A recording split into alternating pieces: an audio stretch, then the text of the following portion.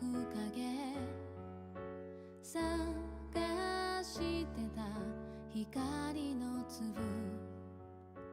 届くような気がしていた伸ばした小さな手のひら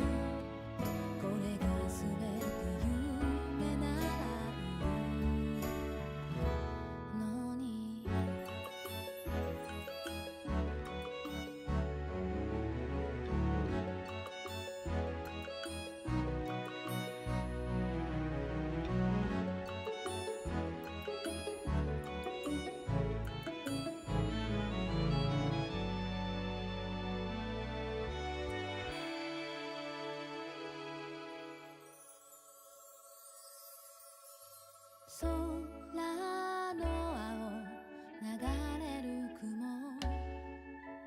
こんなに綺麗だったかな散らばった記憶のかけら少しずつ紡いで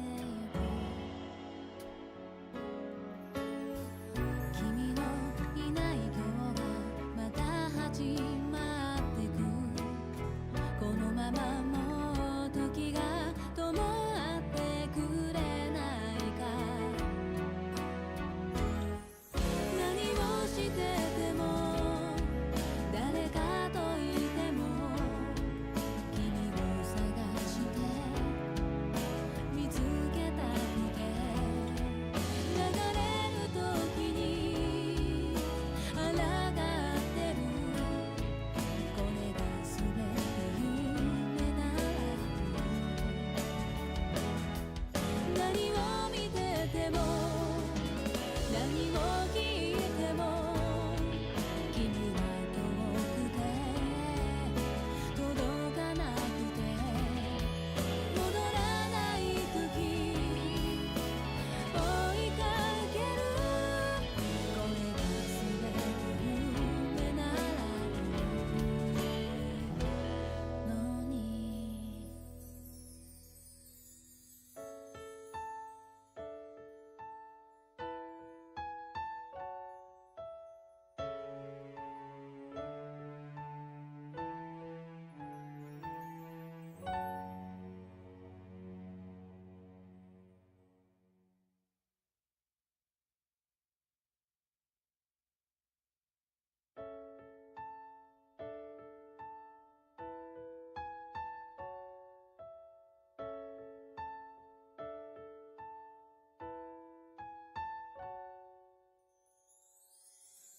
月明かり揺らめく影探してた光の粒届くような気がしていた伸ばした小さな手のひら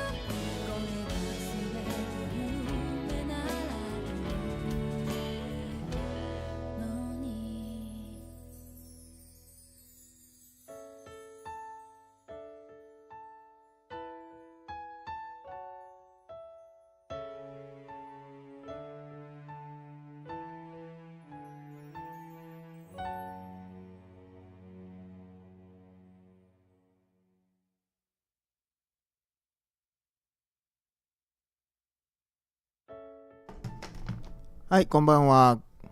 こんばんは。グランゼーラの集い2024にお越しいただきありがとうございます。この番組は、すいません。この番組はゲーム会社グランゼーラの日々の活動や開発の遅延状況をご報告する番組となっております。私は進行のグランゼーラ制作責任者の九条です。よろしくお願いします。すいませんね。ちょっとマイクが下がってくるんで、はい。ライトさんありがとうございます。チーム F タイプ様ありがとうございます。はい、ちょっとね、パッと見変わらないかもしれないけど、いつもとちょっと収録場所が違ってまして、いつも野々市市っていうところで配信してるんですけど、今日はね、金沢の事務所に、はい、で収録してます。はい。皆さん、こんばんは。ありがとうございます。光の当て方が違う。そうですね。違いますね。なんか、えらい赤み帯びてないですか？なんか僕、赤面してるみたいになってない。大丈夫ですか？はい。隣の市ですね。そうです。野々市がね、ちょっと、なんていうの、借りれる期限がちょっと切れて、退去しなきゃいけなくなってですね。ありがとう。ヤーガーさんいつもありがとうございます。藤崎さんありがとうございます。ちょっと待ってね。ちょっと、いつもより字が見にくいんで。はい。スティームでファイナル3ボルブと出るの夢見て。なるほど。ありがとうございます。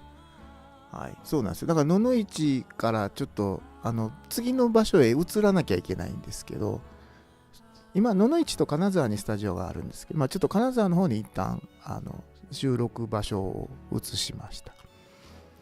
お酒飲んだ、ほら、書いておられる。お酒飲んだような、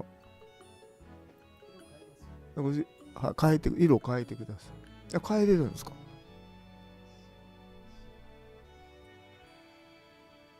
変えてください。いや、赤くなった。より赤くなりましたよ。青くなって、これ、ガミラスみたいになっていくんじゃないですかね。ちょっと遊んでる場合じゃないんですけど。はい。そうです。2箇所にスタジオがあるんですけど、そうですね。ちょっとなんか段取り悪いですね。じゃあ、今日の内容をご覧いただきましょう。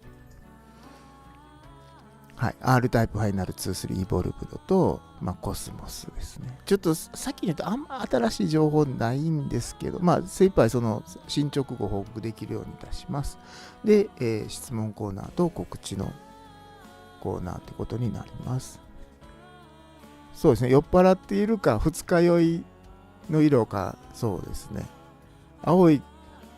赤いか青いかみたいな感じですね。はい。では、最初のコーナー。はい。アルタファイナル2、3イボルブド。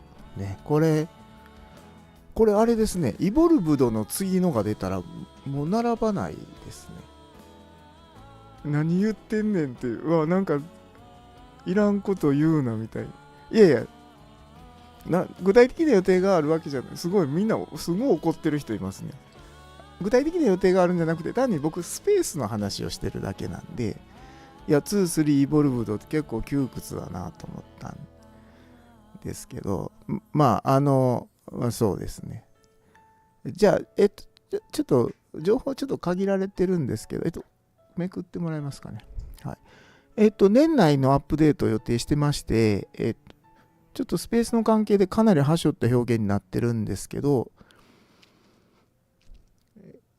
一つはですね、12月に予定しているアップデートで、ボスラッシュですね、ボス戦を続けてプレイできるっていう、ステージですね、ボスラッシュステージ A。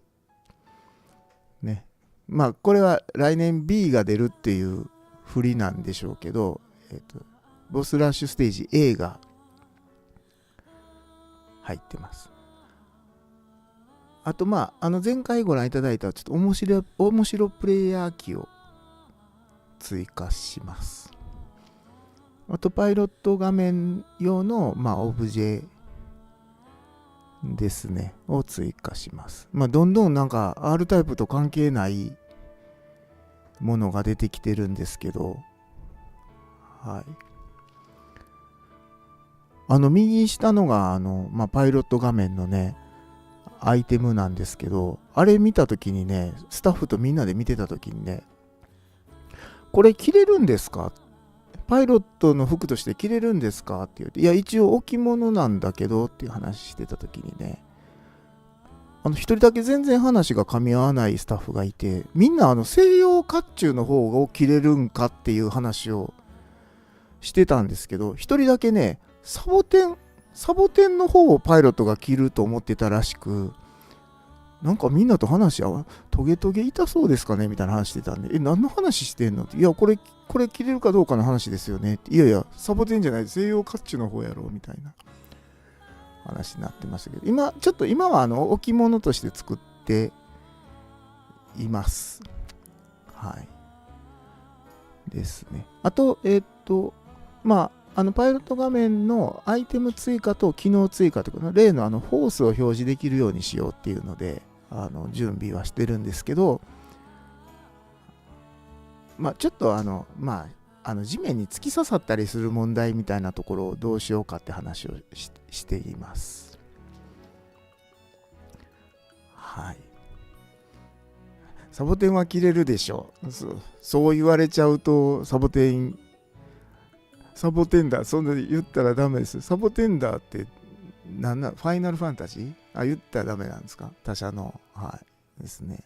サボテン、そうですね、切れる手もあるかなと思ってますけどね。はいですね。でその他改良とかいただいてるご意見の反映というのをできるだけやろうということで、ちょっと今日はもう情報がこういう大まかなもんしかないんですけど、年内にできるだけそのプラットフォームのごとでのばらつきがない感じでタイミングで出したいと思っています。ちょっとブースラッシュはね、ランダムでっていう意見もいただいてたんですけど、おそらくランダムではなく、順番に出てくるような形にしてボスラッシュステージそのものを選べるような感じにしていきたいと思っています。はい。なんかちょっと番組ディレクターが今何してる？弁当食べてるんですか？なんかすごい騒がしいんですけど大丈夫です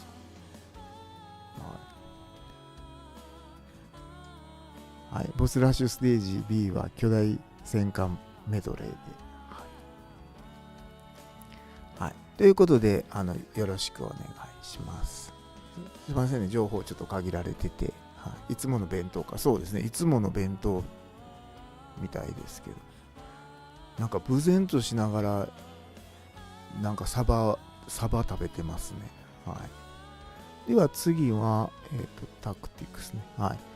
R タイプタクティクス1にコスモスですけど、ちょっと前回ね、2024年のちょっと発売がちょっと難しいんですという話をしてまして、ちょっと私たちだけでどうにもちょっとやれない部分に関しては、ちょっといろんな方にご協力いただいてて、ちょっとそこの目処がつかないと、ちょっと発売日というものがはっきり言えない事情もありまして、一旦ちょっと大変申し訳ないですけど、2025年にさせていただくということになってます。で、ちょっと今日もちょっと発売日自体はちょっと言えないんですけど、ちょっと制作の進捗ということで、ちょっとご報告というかご覧いただきたいものがあって、R タイプタクティクスもそうなんですけど、R タイプファイナルとか、あとシティコネクションさんのフォーメーション Z なんかでも、ギャラリー画面っていうか、ロード画面とかタイトル画面を切り替える機能をつけてあって、で、R タイプタクティクスにもタクティクス2にも同じようにそのギャラリー、ゲームの進行に合わせて、ロード画面用の画像が手に入るっていう作りになってるんですけど、ちょっと旧作のギャラリー画像だとどうしてもちょっと荒い部分があって、いろいろ解像度上げてみたりして滑らかにはなったんですけど、やはりちょっと新しいモデルっていうかグラフィックデータで作り直そうということで、ちょっとギャラリー画像、変えてたりするんで、ちょっとそれを今日はご覧いただこうかなと思っています。はい。モンハンと被ったらきついな。そうですね。モンハンと被ったら、そうですね。モンハンワイルズ被らないようにしてほしいですよね。はい、そんなこと言うなって。はい、では最初の、これR タイプタクティクスの、コンセプト画像っていうか、ですね。R タイプって基本的にはシューティングゲームなんで、いかにしてその艦隊戦というか、シミュレーションゲームらしさを伝えるかっていうところで、宇宙戦艦を出したり、あと R9 も、一機当選っていうところが本来の R9 のかっこよさなんだけど、複数変態で出したりとか、バイド側とも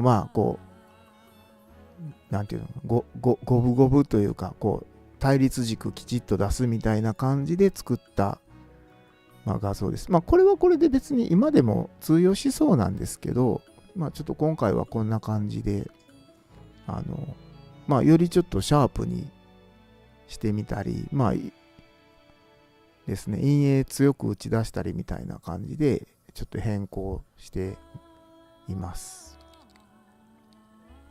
はい。そうですね、古い画像もね、結構いいんですけど、ものによってはね、前作の方が良かったってものもあるかもしれないですけど、ちょっと私たちの挑戦としては、ちょっと作り直していこうということで進めています。はい。おもちゃっぽいっておもちゃっぽいかもしれないですね。かなりちょっとどぎつくはしてあるんで、じゃあ次。これワープ空間を行くアローヘッドとアローヘッドブラックね。あとバナルガンド級の、宇宙艦船が遠くにあって、これワープ空間の表現ですね。こういう暗い海の底みたいな感じで前作は作ってたんですけど、今回は逆にですね、こんな感じで明るい、これギャラリー画像だけじゃなくてワープ空間そのものの表現を光の通り道みたいな感じでちょっと明るくしていますですね。そうですね、ちょっと不思議な感じというか、前はその海の底みたいな暗さを出そうって言ってたんだけど、今度は逆になんか光が原空間と違うところでなんか光が進んでるところを科学技術で割り込んで通るみたいな解釈でビジュアルを作っています。そうですね。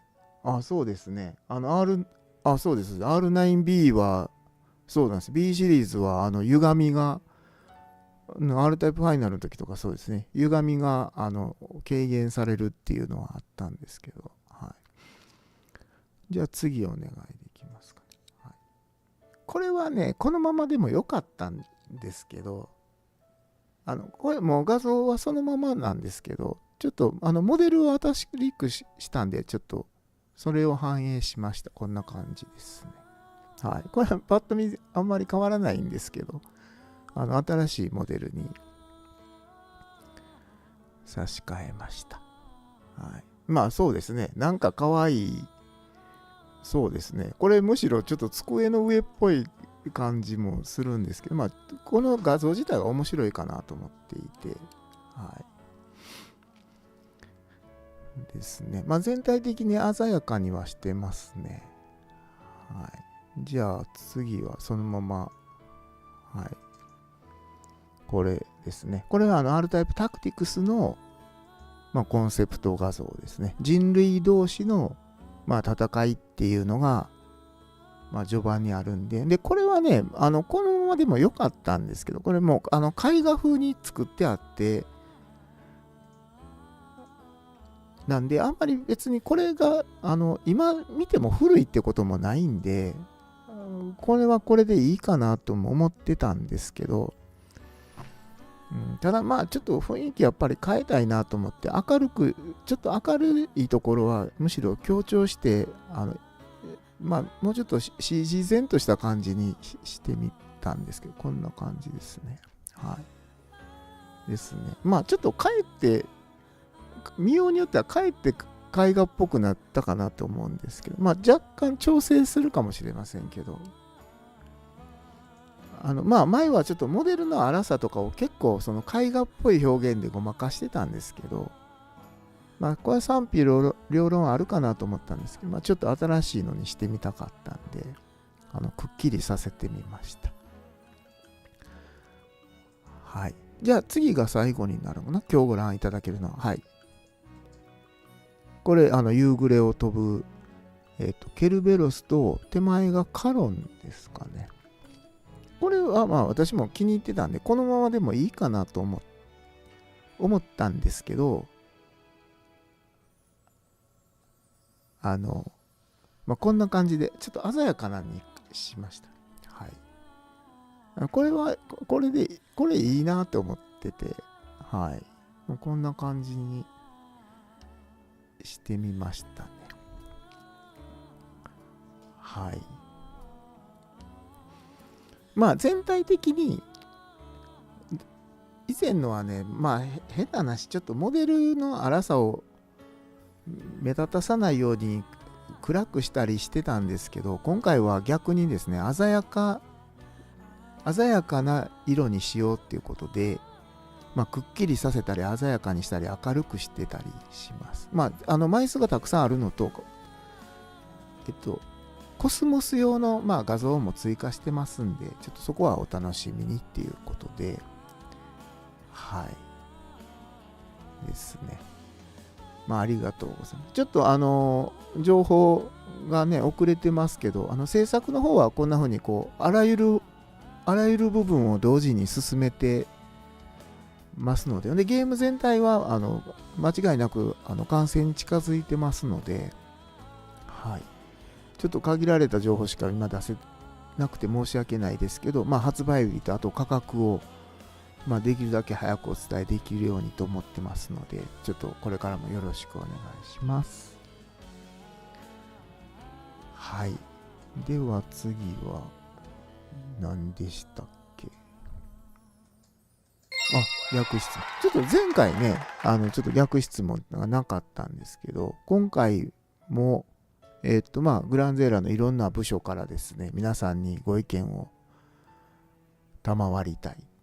まあ、そうですね、切り替えれてもいいですね。画像自体はまあ、あるので、はい。ですね。で、逆質問ということで、どっちかというと今日開発じゃない、いいんですよね。開発からの質問じゃなく、別のとこの。はい。じゃあ、質問1つ目。逆質問。質問1。ゲーム実況。今後、グランゼラ TV チャンネル絶対絶命とシリーズの、これは開発ですかね。はい。実況ライブの配信を行う予定ですが、どのタイトルの配信に興味がありますか？絶対絶命都市ね、1番。2、絶対絶命都市2、凍てついた記憶たち。3番が、絶対絶命都市3、壊れゆく街と彼女の歌。4番が絶対絶命都市4プラスサマーメモリーズと。まあ今、グランゼロ TV でゲーム実況時々やってるんですけど、ただね、ちょっと申し訳ないけど、これゲーム実況のためにやってるっていうよりは、どっちかってこれ絶対絶命都市5の制作をする過程で、ちょっと旧作を確認してみようっていう話に、まあ時々なって、それを、これでも11月でしょ。10月は別のライブなんですよね。ライブ配信なんですよね。はい。予定してますと。はい、で、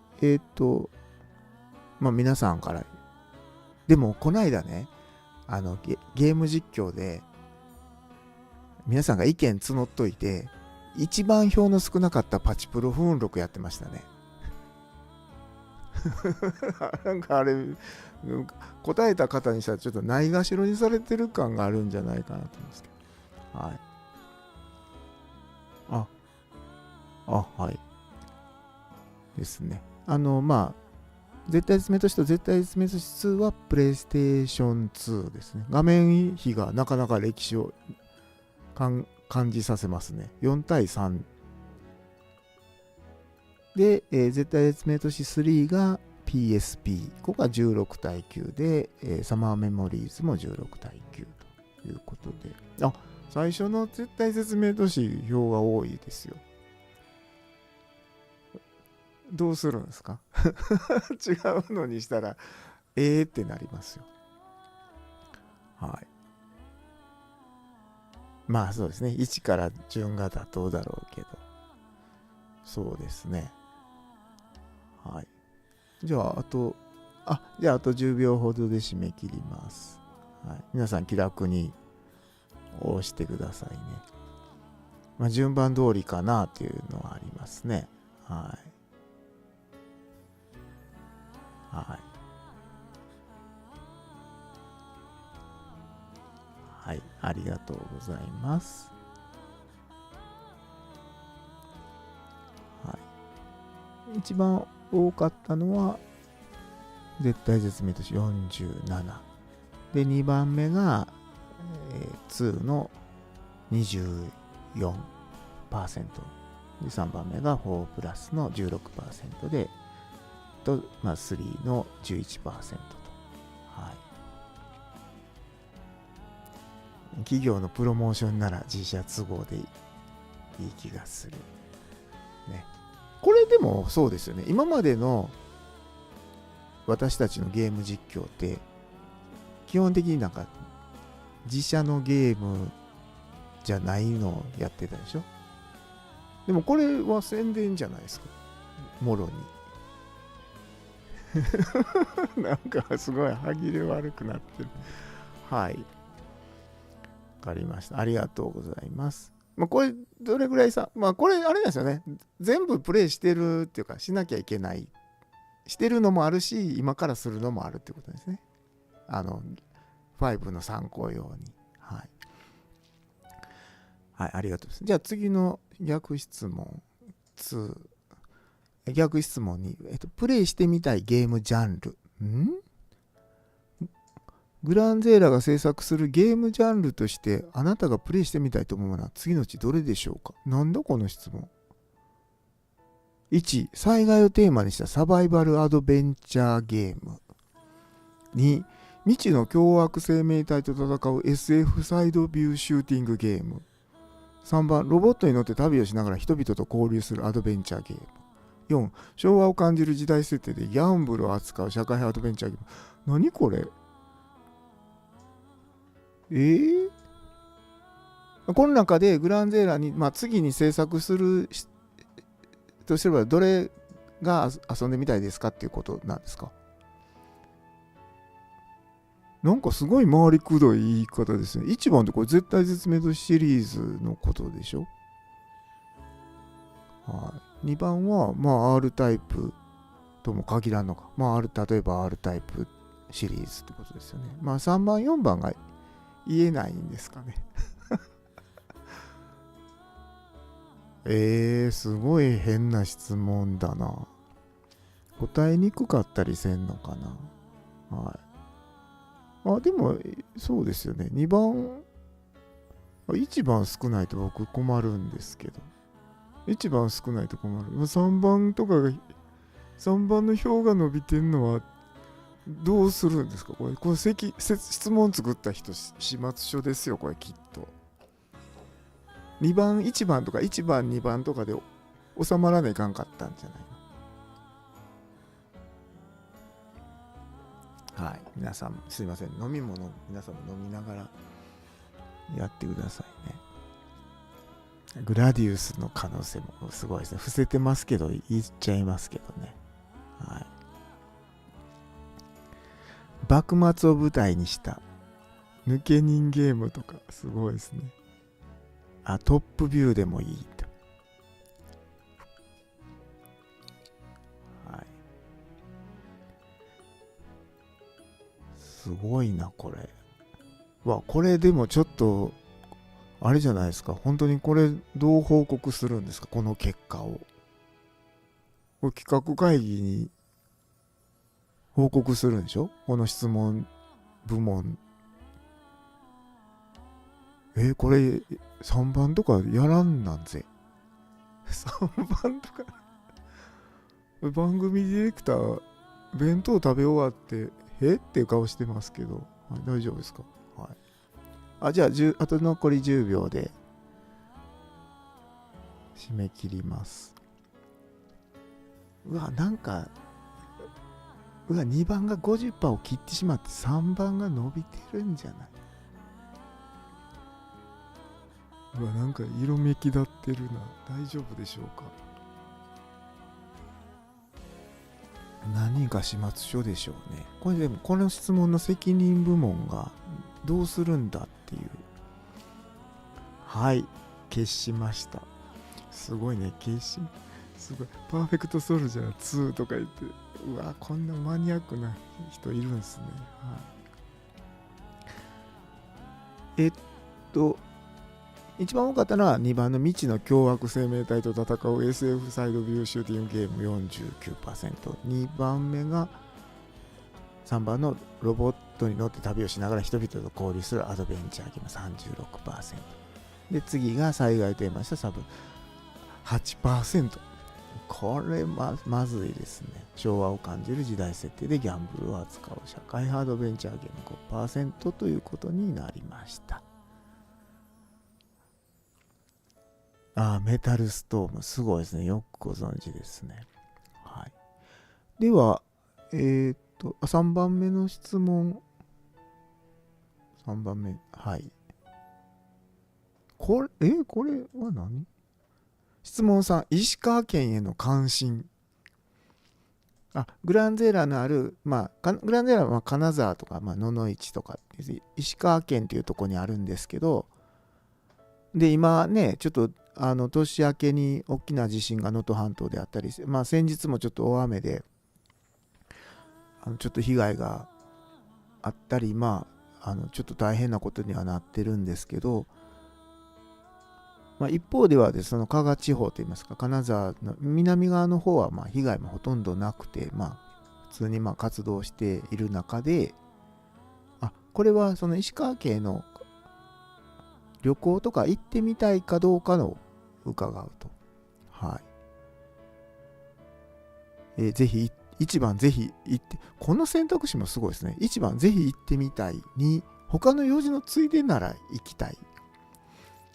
2番が一番傷つくかもわからん。3番、特に行きたいとは思わない。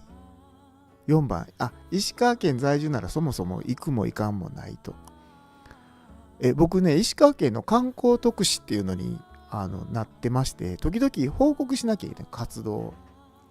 これ、馳知事とかに言いにくい結果、用事ならいい。特に行きたくない 5% とか絶対報告できないですよ。石川県在住の方 7% なんだ。はい。写真、上が金沢駅の堤門っていう駅の東側の有名な、金沢駅って感じですね。で、上から2番目が兼六園。兼六園ね、いいですよ。僕も桜の頃夜仕事抜けて行くんですけど、結構いいなと思ってて、庭園日本三名園の一つってことなんですね。で、上から3番目は、これは香箱ガニですか。カニはいつ解禁なんですか？ 11 月6日。2ヶ月ほどしか漁ができないそうなんで、石川の人はみんなその解禁になったら一斉に Facebook にね、食べ終わったカニの写真を上げるっていう習慣があります。で、4番目の写真が金沢カレーです。お腹減ったな。帰りに食べて、ちゃんカレー空いてるかな？間に合うんですか？これ終わってから。すぐ行けば間に合う。はい。ありがとうございます。じゃあ、あと10秒で。すごいですね。この質問何に使うんだって感じでしょうね。これはあれですか？石川県の報告、観光特使としての。すいません。ありがとうございます。はい。ぜひ災害ですごいひどいことになっているとこもあるんですけど、石川県も広いので、逆に経済は回していきたい部分もあるでしょうから、来れる方はぜひ来ていただければと思っております。はい。そうですね。はい。ありがとうございます。いただいたご意見は各方面で使わせて、この3番目は石川県知事に報告いたします、はい。ありがとうございます。はい、では次のコーナーですけど、出たこの一番緊張する質問コーナー。はい。今日は3つ。3つしか取り上げれないですか？そうなんですか。はい。すいませんね。いつもと時計の場所が違うんで、キョロキョロしてます。はい。では、1つ目の質問をお願いします。R タイプファイナル2-3イボルブドの質問ですね。先日のアップデートでナルキッソスが追加され、アップデートの告知で開発条件も同時に公開されました。以前追加されたパトロクロスやヘクトールは開発条件の公開がありませんでしたが、この2機にも開発条件があるのでしょうかと。資源が溜まっていると即開発できてしまうのでわからないと。すいませんね。これ、ちょっと今後はきちっと機体追加の時に開発条件も載せるようにしようと思ってますし、ちょっと今のウェブサイトにも各機体の開発条件を載せたらどうかというちょっと意見もありますので対応していきますね。でちなみにパトロクロスですね、TL2AT パトロクロスについては、特にですね条件っていうのがなくて、親機体と必要資源があれば開発できるということになっています。で TH01 ヘクトールについてはですね、親機体と必要資源に加えて R9ER2 アンチエンドサイレンスが開発されているっていうのが条件だったかと思います。はい。ですね。ただちょっと条件見れた方がいいかな。今確かに条件満たしてしまってると表示されないようになってますので、満たせてない時だけ必要機体とかクリア必要なステージなんかが表示されますので、それはちょっと見えるようにした方がいいかなと思ってますので、は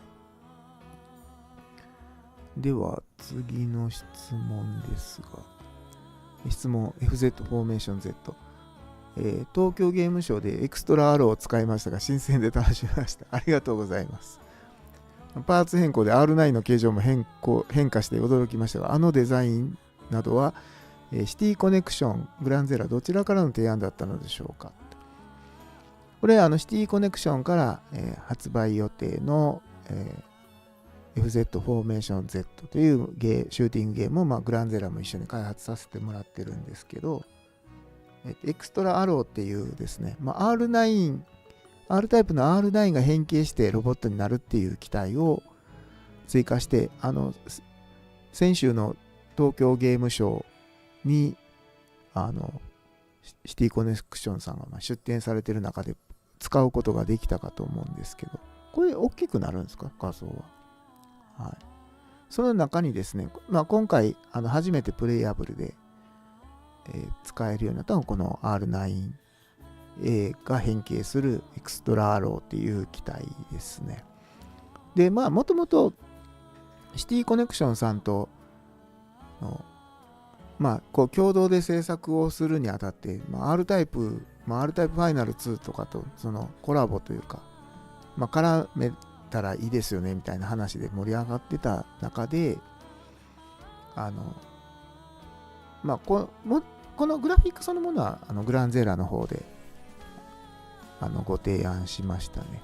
こういう、飛行機からロボットに変形するということで、僕もねちょっと 3D のグラフィックの担当者に結構無茶ぶりで、この R タイプファイナル 2-3 のアローヘッドから、かっこいいロボットに変形してほしいっていうすんごい大雑把なオーダーを出したら、こういうメカデザインが上がってきたんで、くるぶしのとことかもこうビットコンダクターというか、こう全部その R9 についてる装備が、足の部分とか腕の部分とか肩のパーツとかですね、余すとこなく使われていてですね、かなり複雑な変形をするんですけど、で先ほど書いていただいたように、機体のパーツをカスタマイズできるんですけど、ロボットの肩のパーツとか変えれるんですけど、それ変えるとですね、R9 の側もきちっとその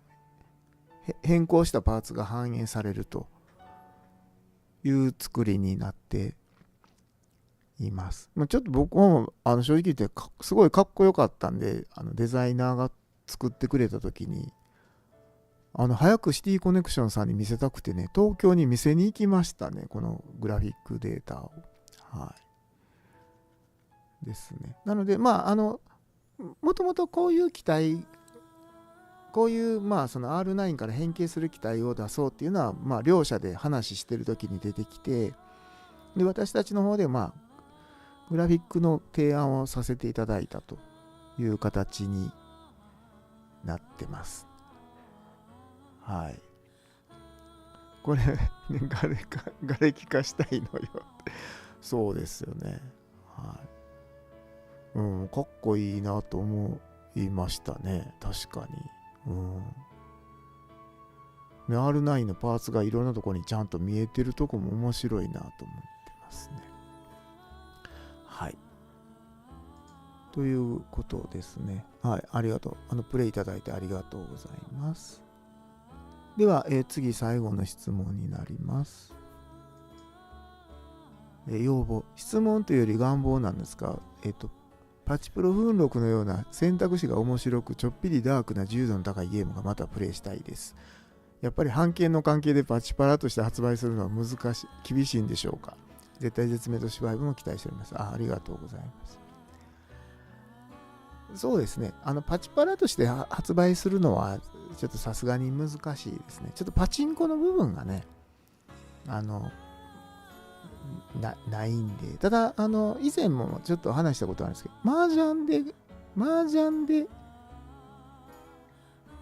なんていうんですかね。パチプロじゃないですけど、麻雀のプロとして、裏プロみたいな設定で、旅をするっていうのは、今もちょっと、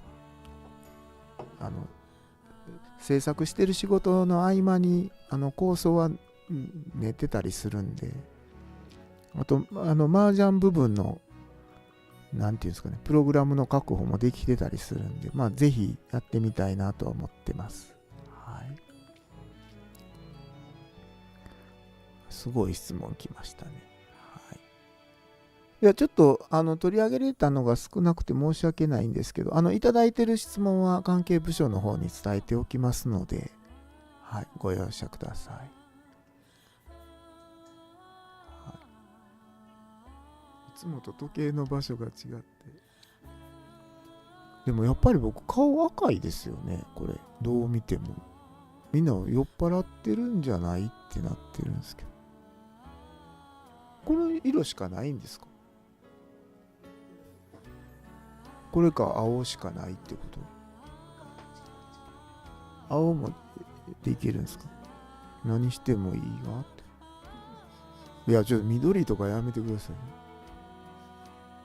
いや、チカチカもやめてください。やっぱ赤いじゃないですか。これ赤くないですか？赤いでしょ。これ緑じゃないですか。いや、チカチカするのやめてほしい。ないんですか？いいやつ。いや、暗いでしょ。いじられてますよね。バイド化しそう。その、ゆうくんさん、それ、ちょっとそんな鋭すぎる、そんな極小ワイプで気にしなくてもいいですよ。まさにそれじゃないですか。では、次のコーナー。告知。いくつあるんですか？3つ。では、1つ目。隣の模型フェスティバル6。ガレージキット即売会&模型展示会、隣の模型フェスティバルというのが、10月14日と15日に行われます。14日月曜日で祝日なんですね。これがリアル開催。実際その東京八王子の東京多摩未来メッセ1階で行われています。で、翌日火曜日はこれは平日なんですね。なんで、オンライン開催ということなんで、皆さん学校とか勤め先でこっそりオンラインで参加できるという形ですね。はい。というのが行われますので、興味ある方はぜひ実際足を運んだりオンラインを見てください。で、R タイプファイナル2、3関連でも、いくつかご出展いただけるということなんでご紹介します。1番目はミケローさんの作品ですね。左上が R9C のウォーヘッド。はい。で、右上がラグナロック2。左下はこれガルーダですね。OF3 ガルーダで、右下がフレースベルグ級の駆逐艦。駆逐艦いいですね。はい。いいですね。これがその隣の模型フェスティバルに行くと、このミケローさんのが展示されていると。購入することも、駆逐艦いいですね。はい。いいですね。なって僕も思いましたね。はい。じゃあもうお一方でお一組。はい。セブンツーゴーストさん。ね。R9SK。これはプリンシパリティーズですね。火炎武器の機体。で、右上がバイドシステムアルファ。左下がセクシーダイナマイト2ですかね。で、右下が出ましたね。サージ。これでもあれですね。いわゆる雑魚敵ですけど、こうやって見たらやっぱりかっこいいですよね。はい。いいですね。はい、なので、ぜひ、最後もう一回出せますか。はい、10月14日。来週の、もう再来週か。月と火曜日のどちらも昼からで、リアル開催は午後4時まで。オンラインの方は日付変わる手前までやってますので、ぜひご覧ください。即売会なので購入することもできるということです。はい。では次は何があるんですか。漫画家系専用投稿サイト、漫画読めるからのお知らせ。これはね、お願いですね。漫画家系という、漫画を作れるゲームソフトがあるんですけど、それから直接投稿できる漫画読めるっていうサイトがあるんですけど、ちょっと申し訳ないんですけど、去年の10月1日より前、要するに9月までに、制作された漫画のうち、去年の10月以降、ちょっと変更とか更新されてない非公開の漫画に限ってですね、ちょっと11月の8日以降にちょっと削除させていただきたいなと思っております。で、もしちょっと削除されたくないもんがあればですね、ちゃんと保存しておいていただくか、別に保存していただくか、ちょっと情報とかを更新していただけると、削除対象から外しますので、これはちょっとお願いですね。はい。ヤーガさん、ディナーベルもご用意しております。はい、そうですね。ちょっとどうしてもちょっと、ストレージをちょっと想定しているよりも、皆さんにいろいろ投稿していただけててありがたいんですけど、直近で制作中のものとかはもちろん削除するような意図はないんですけど、もうちょっと1年以上経って公開してないもんとか公開予定なさそうなものに関してちょっとこういう形を取らせていただければと。ちょっとこの漫画読めるそのものはちょっと継続して続けていきたいと思ってますので、ご協力をお願いいたします。はい。では次は3番目。ゲームライブ第4弾。僕でもね、こんなんやってたら開発せずにライブだけやってるみたいに見えるんですけど、いや違うんです。これ参考用にやってるんですよ、僕。あくまで。はい。ゲームライブ第4弾ということで、10月はですね、どういうこれ法則性なんですかね。R タイプデルタ、プレイステーションのシューティングゲーム R タイプデルタを私がプレイします。はい、開発当時の話も交えてということになってます。10月18日金曜日、再来週の金曜日午後9時から行います。でね、ちょっと過去3回はですね、4時間半、5時間、で前回も2時間40分とかってかかってるんですけど、今回はね、ちょっと今までと違いまして、僕ね、練習してます。今まで正直ぶっつけでやっててっていうのもあるし、あれ覚えてないわみたいなことを言ってるんですけど、今回はね、僕練習してますんで、何が言いたいかというとね、2時間後に来られるとライブ終わってると思ってます。いいんか、こんなこと言ってはい。まあなんで今 R タイプデルタなんていう方もいらっしゃるかもしれないですけど、まああえてですね、まあ初代 R タイプでも R タイプ2でも R タイプ3でもなくですね、R タイプファイナルでもなくてですね、まあ R タイプ、今のまあ R タイプファイナル3とかにつながるですね、一つのまあ大きな分岐点ともなったまあタイトルっていうことと、まあ私が初めて直接開発した家庭用のゲームっていうこともありましてですね、まあ当時の話もまあできますので、まあぜひよろしければチャンネル登録と、そうですね、YouTube やってる方っぽいですね、チャンネル登録と、まあ通知の設定をお願いします。これもう立ててあるんですか？今から立ててくれるということです。あ、で、まあ R タイプデルタどんなゲームかちょっと全然知らない方もいらっしゃると思うので、ちょっとだけ動画撮ってきましたんで、はい。で、まあ、プレイステーションのゲームなんでね、かなり、解像度とかあんまり高くないですね。これオープニングのノイズです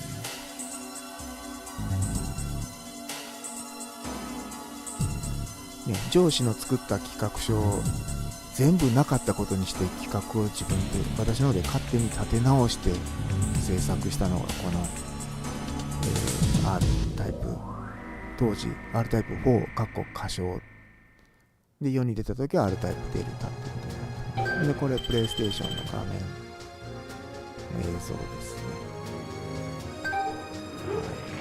発信しながら今見るとね、ポリゴン数すごい少ないですけど、でこのね R タイプこれまではね全部ね宇宙から始まってたんですけど、ちょっとそれがもう変えたかったんで、ちょっと会社を設定してこういう街の中から始まらせる作りにさせてもらいましたね。ああ、もう終わった。短い。はい、短いな。まあ当日はもっと先まで行きますんで、ぜひ見ていただければと思います。はい。ですね。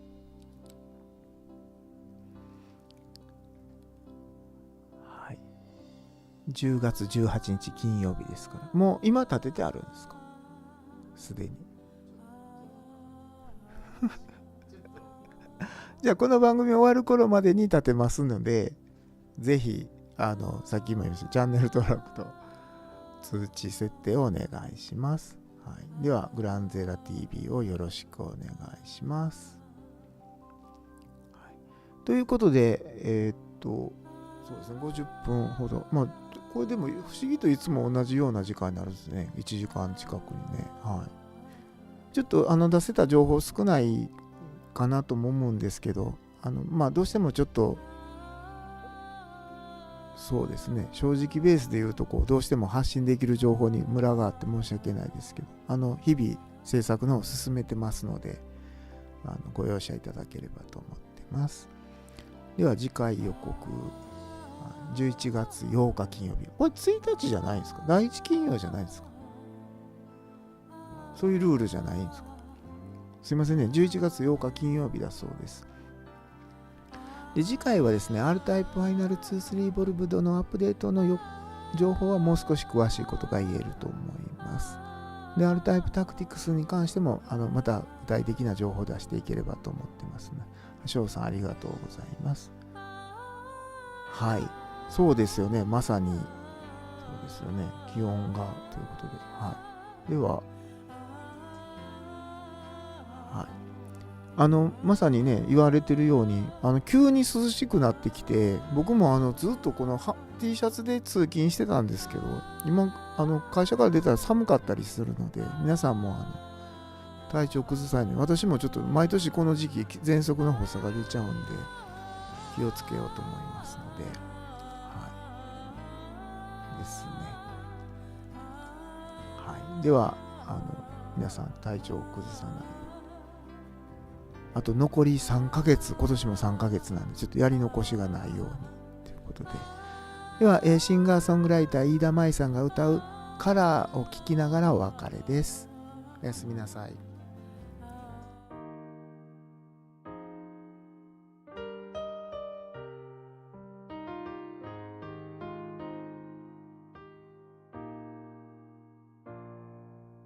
赤色に染まる雲一人眺めてる。あの日見た街がとても懐かしく思える。たくさんの色を混ぜてしまったこの街に、僕はただ何もできず立ち止まっている。別々の場所から僕らあの空を見てたんだね。今は僕の隣でほら真っ白な明日に色をつけ歩いてゆく。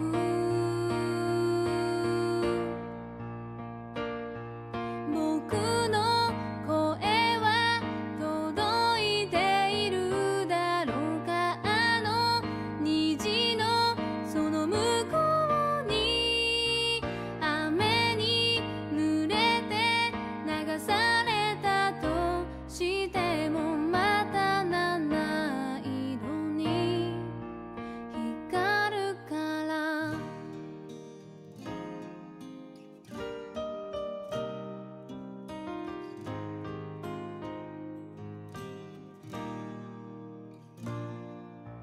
単純で不器用な僕は少しずつ君を傷つけてること気づかずにいたね。君の手は温かくていつも